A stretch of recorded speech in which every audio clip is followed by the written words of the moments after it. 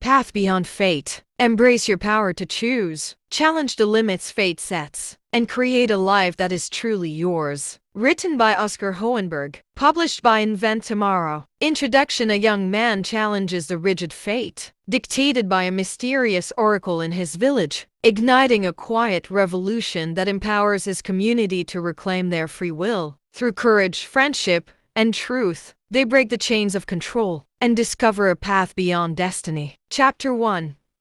The Oracle's Prophecy. Eli's stomach churned with nerves as the peach-tinted sunlight crept through his bedroom window. It was the day he dreaded and secretly wondered about since childhood.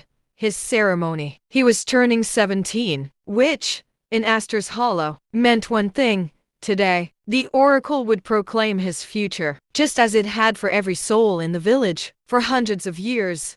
Downstairs, the comforting smell of his mother's cinnamon bread drifted from the kitchen. She tried to keep things normal, humming softly as she poured tea, but her eyes watched Eli. A little closer today. Every mother knew the weight of what was coming. Eat, sweetheart, she urged. You'll need your strength for what's ahead. Eli smiled bravely and took a bite even as his mind whirred with questions. All morning, neighbors streamed past his cottage, wrapped in their best shawls and tunics, offering quick, nervous smiles. The whole town seemed to vibrate with expectation, as was tradition. Friends and family gathered at the bottom of the lane, then walked together up the winding path to the oracle's sanctuary on the hill. Mist swirled in the dewy grass, and birds called out from the branches overhead, as if nature itself were hushed in anticipation. The sanctuary was a wonder, ancient stone walls veined with ivy, stained glass windows casting rainbow lights along dusty pews, and at its very heart, the oracle's chamber.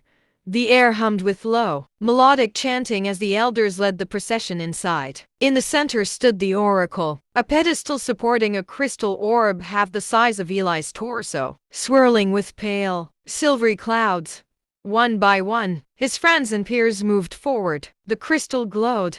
The elders whispered the ritual words, and destinies were revealed. Baker's hands intoned the oracle for Marin, and she smiled with relief. Her family bakery would continue. Healer's mind declared for Tomas, who was already adept at binding wounds. Simple paths, accepted without question. It was always this way.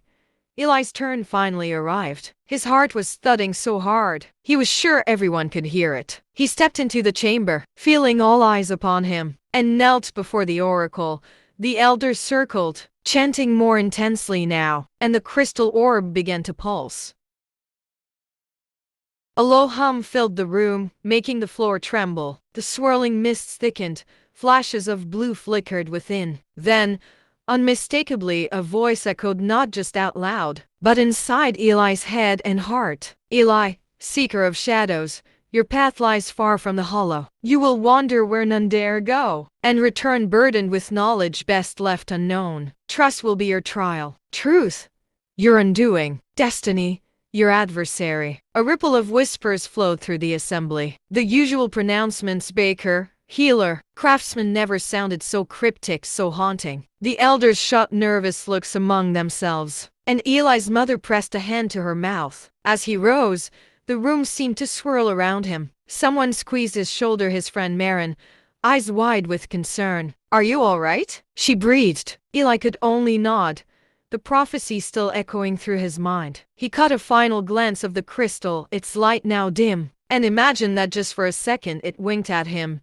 as if sharing a secret. After the ceremony, neighbors muttered their worries, and even the elders led the rituals and earlier than usual. His mother hugged him fiercely. We'll figure this out, she promised with a trembling voice. But as Eli walked back through the sun-dappled woods, a strange excitement sparked in his chest. Unlike the others, his life didn't seem mapped out and sealed. For once, the unknown felt like an invitation. He looked up at the sky, wider and more mysterious than he'd ever noticed, and found himself smiling. Maybe destiny was meant to be followed. Or maybe, just maybe, it was meant to be challenged. Chapter 2. doubt and defiance. The morning sun filtered softly through Eli's window, but unlike other mornings he didn't feel the usual calm that filled Astor's hollow. Instead, an uneasy restlessness kept him tossing and turning beneath the heavy quilt. The oracle's words, the prophecy he wasn't sure he wanted, looped endlessly in his mind, like a haunting melody. Over breakfast, his mother placed a warm mug of herbal tea in front of him. Her smile was gentle, but held a trace of worry. "I remember feeling this way when I was your age," she said softly, stroking his hair. "The future feels like a cage sometimes. But trust me, you're stronger than you think." Eli nodded, but didn't speak. How could she understand, when everyone around him seemed ready to accept their fates without question? Outside, the village buzzed with a steady rhythm, the clink of metal from the blacksmith, the cheerful chatter of traders setting up stands, the scent of fresh bread baking. He stepped outside, the cool breeze brushing against his face, and wandered towards the village square. His eyes caught familiar faces, friends and neighbors, who chatted eagerly about their predicted futures. "I'm going to be a counselor," Tomas proudly announced to a group, his eyes shining. "And Marin will run the bakery." Eli forced a smile, but inside, the knot of doubt tightened. What if he didn't want what the oracle promised? What if the future, carved out for him, was a path he refused to walk? Near the old well, Marin noticed him lingering. "Eli, are you all right?" she asked, concern softening her usually bright demeanor. He hesitated, then blurted, "Do you ever wonder if there's more than what the oracle tells us? More that we can choose for ourselves?" Marin's smile faltered, replaced by a thoughtful frown. "Sometimes," she admitted, "but it's safer to believe. The village depends on the order it brings. People feel lost without it. But isn't that just fear?" Eli challenged gently. "Choosing safety over living means we never truly experience who we are." Her gaze met his for a long moment, and then she nodded slowly. "Maybe you're right. But challenging the oracle, it's risky." As twilight draped the village in shades of purple and gold, Eli found himself alone by the riverbank. The water shimmered under the moonlight, reflecting stars like scattered sparks of hope. He whispered to the night, "There has to be a way to change this, to write our own stories." The path ahead was unknown, and perhaps lonely. But Eli felt a spark ignite deep within, a spark that refused to be extinguished. He was ready to defy fate itself. Chapter 3. Beyond the town's borders. The next morning, Eli's resolve settled like a determined fire in his chest. He knew that to understand the prophecy, and maybe even change it, he had to leave the only home he had ever known, Astor's Hollow. The thought sent a flutter of excitement and fear racing through him. It was the feeling of standing on the cusp of something truly unknown. He packed lightly a small satchel with bread, a wedge of cheese, his worn map of the surrounding lands, and his father's old compass, its edges smoothed by years of hopeful hands. As he laced his boots, his mother caught his hands at the door. Her eyes shimmered with pride and worry, the same mixture he remembered from all of life's big moments. "Promise me you'll be careful," she said, her voice quiet but steady. "I will," Eli promised. He gave her a brave smile, though a part of him wanted nothing more than to stay in her arms and never face the outside world. But the words of the oracle, and the longing for his own path, called him onward. The village gates loomed ahead, broad, weathered wood, silent and stoic. Stepping through them felt momentous, like crossing a border between childhood and whatever came next. The familiar smells of hearth fire and baking bread faded behind him as he set his sights on the wild green horizon. The path before him snaked into dense woods where sunlight played hide and seek with emerald leaves. Each step brought him farther from certainty and deeper into possibility, his every sense alive with the crisp scent of pine, the trill of birdsong, and the distant burble of water. Eli's mind buzzed with questions. What truly lay past Astor's Hollow's borders? Had anyone ever left and returned? Had others questioned their destinies too? The shadows beneath the trees felt both welcoming and mysterious, and soon he paused by a bubbling brook. He knelt to drink the coolness, refreshing as it slipped over his fingers and tongue, grounding him to the moment. That's when he noticed faint footprints in the mud on the opposite bank, a trail of markings that certainly weren't his own. They veered off the main road, curving toward the shelter of an ancient oak, whose roots gripped the earth like a secret. Curiosity sparked in Eli's chest. Should he follow? Suppose he wasn't alone in questioning his path. Deciding quickly, he crept off the trail and followed the mysterious tracks through the undergrowth. Beneath the sprawling oak, Eli found a clearing bathed in dappled sunlight. At its center stood a weathered stone altar, its flat surface covered with a thick layer of moss and inscribed with carvings he didn't recognize. The air felt different here, charged and peaceful all at once. As Eli brushed the moss away to trace the strange symbols, a sudden noise behind him made him whirl around, heart thudding. A voice, calm but urgent, drifted from the shadows.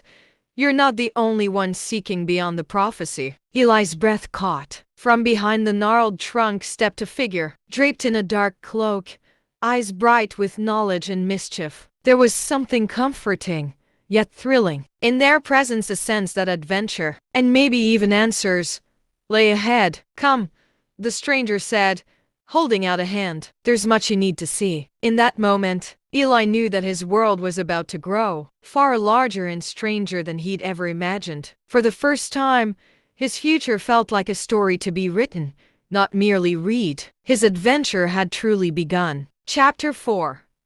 Breaking the Chains. The stranger led Eli through the thick, whispering wood, sunlight peeking in, cheerful dapples, as if it, too, was eavesdropping on this mysterious trust. "My name's Cale," the figure finally said, voice low and steady, spoken as though confiding a precious secret meant only for Eli's ears. Eli's mind spun with questions, tumbling faster than his feet could march. Who was Cale? How did he know about the oracle's prophecy? More importantly, were there really others who questioned their fate, just like he did? Soon, Cale stopped at a secluded clearing, where tall pines stood guard around a modest camp. Warm lantern light spilled across the ground, and several people, some younger, some older, sat together, their faces aglow with quiet strength and hope. The moment felt sacred, the hush thick with possibility. "You're not the only one who doubts," Cale said, with a knowing smile. "We call ourselves the Freeburn." Eli's jaw dropped a little as he took in the group. Around the fire, each person introduced themselves and shared a slice of their story. There was Lyra, deemed too timid by her prophecy, who now guarded her village with a fierce courage even the elders respected. Nico, assigned to be a trader by the oracle, now mapped wilderness no cartographer had braved. Each had questioned, each had chosen to live beyond a path decided by another's words. The camp buzzed with life as dusk folded itself around them, a pleasant jumble of whispered dreams, shared secrets, and plans spun long into the night. For the first time in days, Eli felt a glow of belonging. Was this, he wondered, what it meant to be free? As embers glimmered, Cale invited Eli to walk a short distance from the fire. "Your prophecy stands out," Cale murmured, the words weaving with the night breeze. "Shadows, trials, truth. That isn't the sort you hear every year. You're meant to break chains most never even see." Eli felt a shiver of both fear and excitement. "But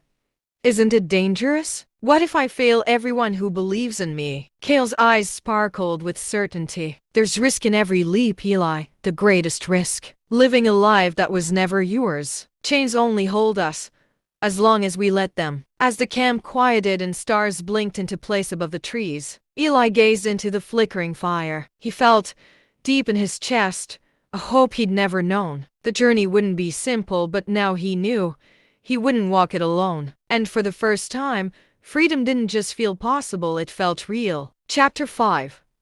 Secrets of the Oracle. Eli woke early the next morning, dawn painting golden streaks across the sky, and the soft hush of the Freeburn camp all around. The stories and dreams shared around last night's fire still echoed in his mind. But today, those echoes were joined by something stronger, a sense of mission, tinged with daring curiosity. He found Cale already up, sitting cross-legged by the edge of the clearing, poring over a leather-bound book filled with strange symbols and crowded notes. Cale glanced up as Eli approached and, with a hint of a smile, set the book aside. "The oracle isn't magic," Cale said quietly. "Not really. It's control." Eli frowned, surprised by Cale's certainty. "Control?" Cale nodded, eyes serious. "The oracle was created by the elders generations ago. The idea wasn't to enlighten," he explained, "but to keep order, keep people's choices within narrow lanes. The prophecies aren't visions. They're declarations, scripts written to ensure the town runs smoothly, and no one steps too far from the path. Eli's breath caught in his throat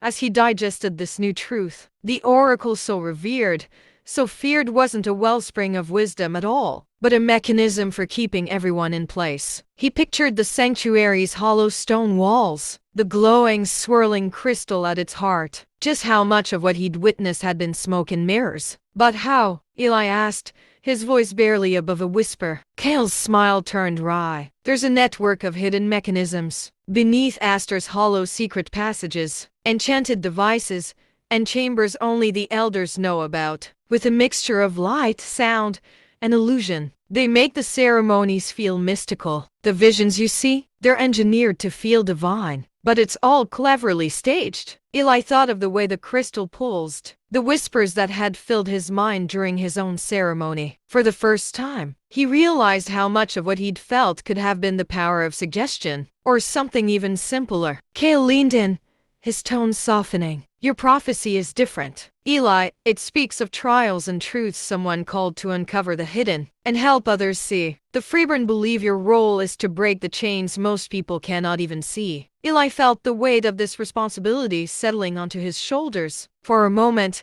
it threatened to overwhelm him. But then, something steely flared up inside. Maybe he wasn't meant to live by someone else's script. Maybe he really was meant to unmask the truth. He looked Kale in the eye, determination sharpening his voice. Where do we start? Kale's eyes lit up with approval. We start at the sanctuary. Beneath it lies the real heart of the oracle, the place where the secrets are kept. That night, Eli lay on his back under a sweeping blanket of stars, unable to sleep, mind spinning with everything he'd learned. The oracle's illusion was delicate, much more fragile than he'd ever guessed. The first step to setting his people free was learning to see beyond its tricks. The next day, his journey to unravel Astor's biggest secret would begin. He was no longer afraid. He was hungry for the truth, and for the possibility of a future he could choose for himself. Chapter 6.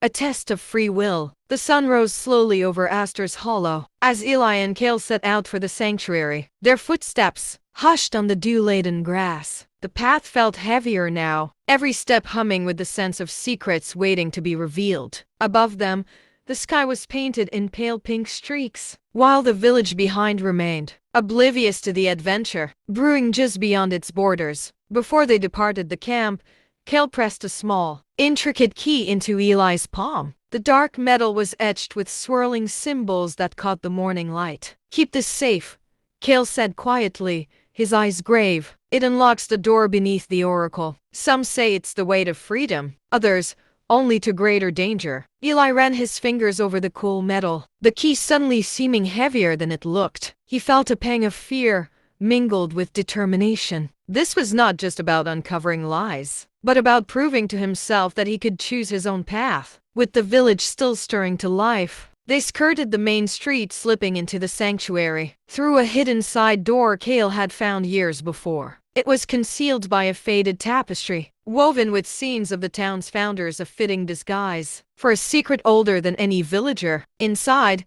the sanctuary was even more majestic and mysterious in the early morning. Dust motes danced in the shafts of light, the air thick with the scent of ancient stone, and a hush that seemed to seep from the walls themselves, murmuring of years gone by. Kale led the way to a spiral staircase, cloaked in shadow. Each step downward echoed in the silence, Eli's heart beating loud, enough to drown out any doubts. The stone corridor twisted and turned, until they reached a heavy iron door, its surface cool to the touch. With a deep breath, Eli slid the key into the lock. The tumblers clicked satisfyingly, and the door groaned open into a vast, hidden chamber lit by embedded crystals, sparkling in shades of blue and violet. All around were strange brass devices, stacks of dusty manuscripts, and an enormous map of the region, marked with unfamiliar places. The air shimmered with energy, somewhere between a library, a laboratory, and a sacred vault. As Eli explored,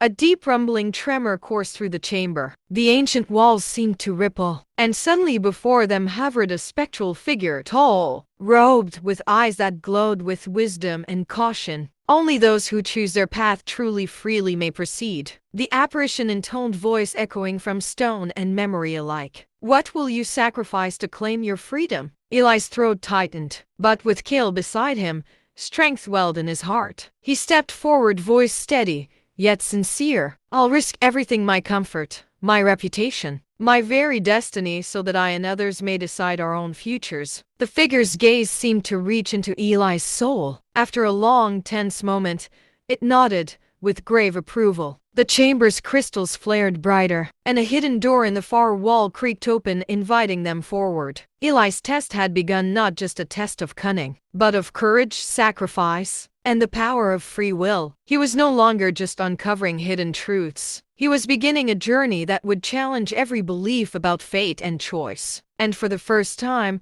Eli truly believed whatever happened next, it would be because he chose it. Chapter 7.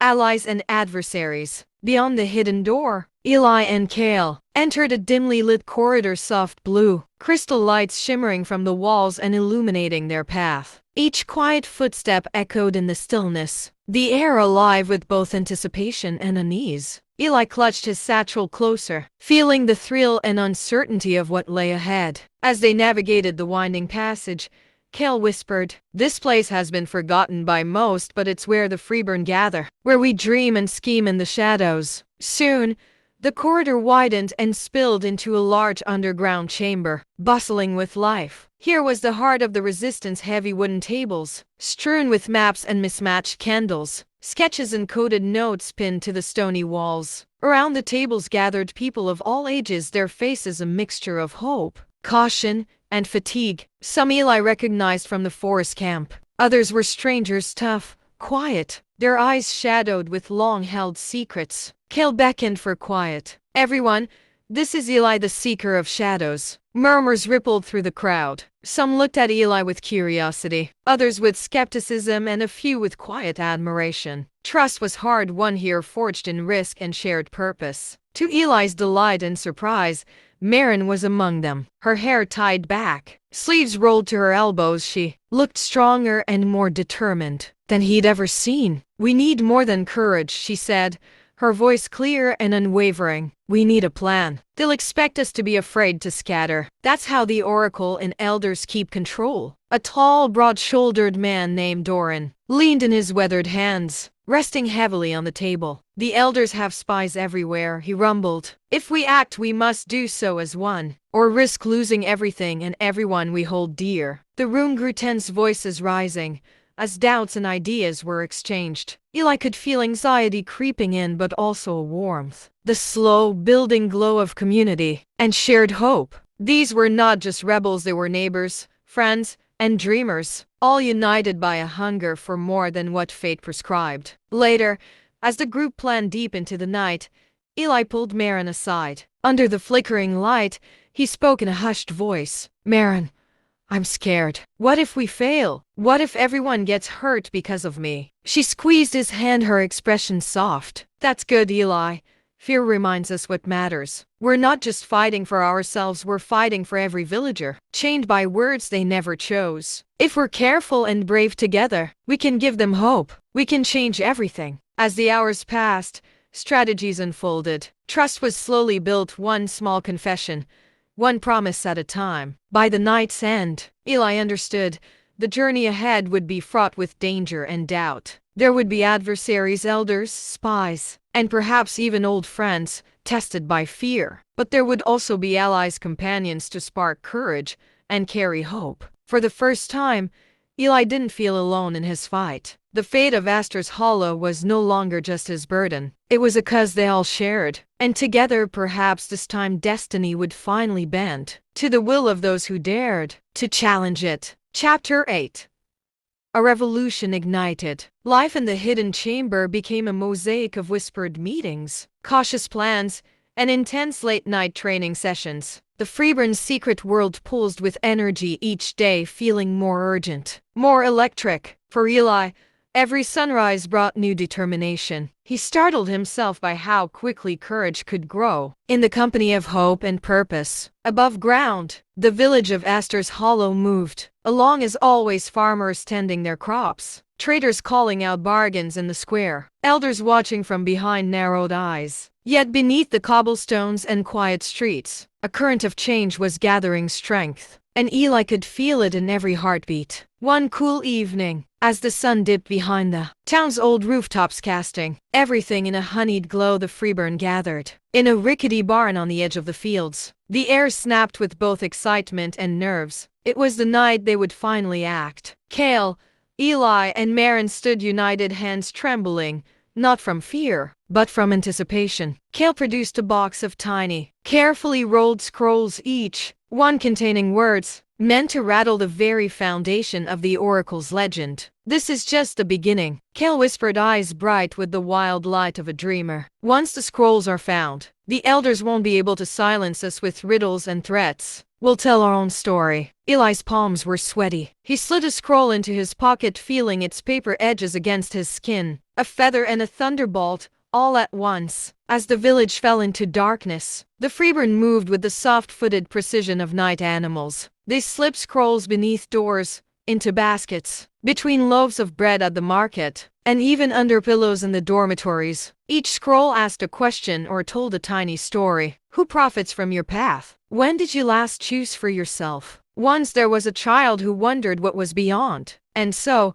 for the first time, the town changed. By sunrise, the effect was undeniable. Eli watched from the roof of an old tool shed, as neighbors leaned closer in the lanes, voices pitching just above a whisper. Scrolls rustled in curious hands. Conversations quietly flared where, before, there had been only the monotony of acceptance. Doubt crept into the morning, and for some, a spark of hope gleamed in their eyes for the very first time. Eli's spirit soared. The revolution had not begun with fire and shouts, but with questions and possibility, with the gentle bravery of ordinary people daring to wonder. What if? It was a quiet, persistent flame, and as the dawn stretched across Astor's Hollow, he knew the future was already beginning to change. Chapter 9. The Oracle's Downfall. Tension in Astor's Hollow grew thick enough to taste. In the days after the scrolls appeared, the elders, once secure behind their quiet authority, now looked over their shoulders. Guards doubled their patrols. Suspicious eyes watched from shadowed windows, and whispers of rebellion twisted through the cobbled streets like unruly vines. Everyone sensed a change, even those pretending not to. Eli and the freeborn navigated their world more carefully than ever. Every conversation cloaked in code, every meeting planned with caution. It was a tense dance of shadows and secrets, where trust was precious, and danger waited behind every door. Still, hope shimmered beneath the anxiety in the furtive smiles exchanged, in the sudden courage found in a neighbor's eyes. The night of the storm, thunder rattled the stone sanctuary, and rain washed the world clean. Under cover of darkness, Eli and Cale slipped through a labyrinth of hidden passages beneath the village. Their hearts pounded with both fear and expectation. As they approached a chamber beneath the oracle, the secret heart of the elders' power and deception, inside the immense vault, the air pulsed and vibrated with a cold, mechanical energy. Strange machines lined the walls, whirring softly, while crystalline clusters cast flickering, ethereal light. Eli's hands trembled as he explored the bank of controls, the very instruments that generated the so-called divine prophecies. At a nod from Cale, he pressed a row of levers. Before them, a map flared to life. Bright and damning, it revealed records of corruption, names, bribes, and secret pacts with outsiders who profited from Astor's Hollow's obedience. "This ends now," Eli declared, his voice low as thunder and fierce with conviction. "We'll tear down this web of lies and open everyone's eyes." Alarms sounded, a shrill, panicking wail and heavy footsteps echoed through the tunnels. But the freeborn had prepared for this moment. A chorus of diversions and distractions unfolded above, creating just enough chaos to cover Eli and Cale's narrow escape. Back in the underground chamber, Eli shared what they'd uncovered. The room erupted with shock, anger, and grim determination. This was no longer a fight against old tradition. It was a battle against deliberate tyranny. Quickly, plans took shape: how to break the oracle's machinery, how to rally the villagers in the square, and how to remind everyone that the right to choose was theirs alone. Eli felt the weight of leadership settle on his shoulders, scary and exhilarating all at once. But even heavier was the fire burning in his heart. Fed by every friend and ally who believed in the dream of freedom, the battle for Astor's Hollow's soul was no longer a mere whisper. It was a roar, and Eli was ready to help lead it, with hope lighting the path ahead. Chapter 10.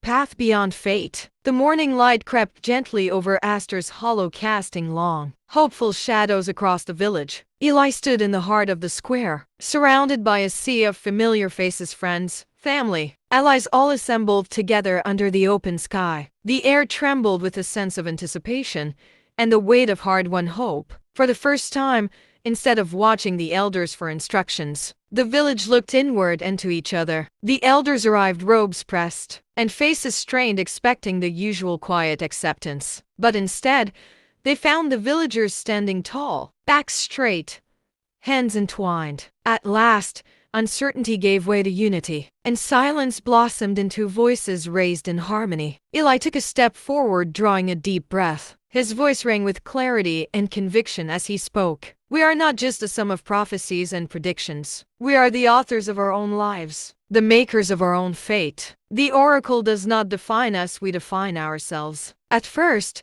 there was a hush, like the world was pausing to listen. Then, a ripple moved through the crowd. Soft murmurs grew into applause. Applause turned into cheers. For a moment, Astor's Hollow was transformed, its limits rewritten by the will of its people. United, the villagers dismantled the oracle's relics, crystals, machinery, all the trappings of the old illusions. Their actions weren't grand acts of destruction, but profound gestures of truth. A crystal quietly broken, the shutters of the sanctuary pulled closed for good. What was once sacred and unquestionable became transparent, and liberation blossomed. Marin stood at Eli's side, a gentle smile tugging at her lips. We've broken more than machines, she whispered. We've broken the chains in our minds. Eli looked at his village, faces radiant with newfound possibility, hearts brimming with the prospect of choice, and he felt a deep, peaceful satisfaction. This is just the beginning, he said softly to those nearest him. Our journey is ours now, and it's finally free. As the sun climbed higher and warm light washed over Astor's Hollow, paradoxically new and familiar, Eli knew that the path beyond fate was wide, winding, and unknown. And for the first time, each villager stepped forward together, not merely following, but truly choosing. The future belonged to them all. Thanks for listening this from The Audible Edge.